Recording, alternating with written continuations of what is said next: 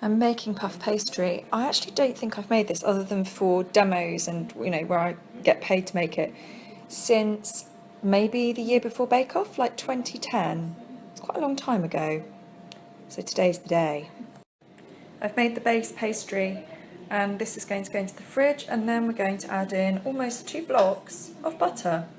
If anyone ever wonders why eating lots of pastry at Christmas makes them feel a little bit snug in their jeans, Okay, so I've rolled out the pastry and I have also spread really soft butter over 2/3 of it. So if you can see there you go.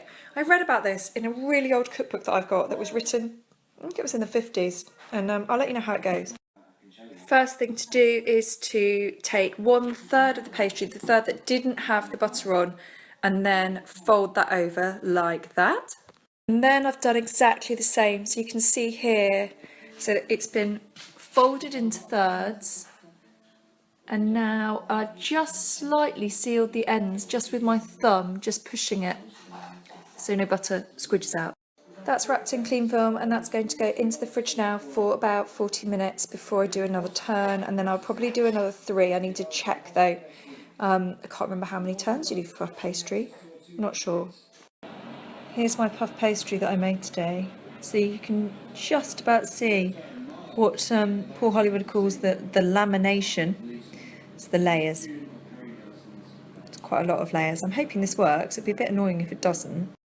I've rolled out the puff pastry. For those of you who don't often work with it, it's really important to pick it up and sort of release the tension, because it's very easy to overstretch it when you roll it. And then when it goes into the oven, it seizes up. And that's how you get loads of shrinkage. So basically, it's the same with all pastry, but particular puff pastry does have a habit of doing this. So basically, don't stretch it too much and then release it back almost. Give it a bit of a sort of, I don't know, fan it a little bit. There you go, technical term. Okay.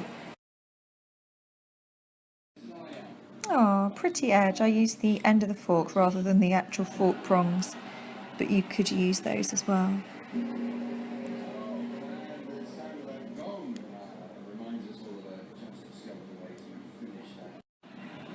Ready for the oven. Wish them luck. This is the first time I've made puff pastry this way.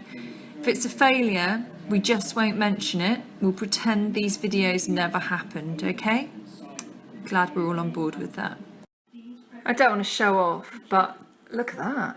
Pretty happy with that. And it was a lot less stressful than the usual bashing the butter, which sounds vaguely pornographic, I'm well aware. But anyway, happy.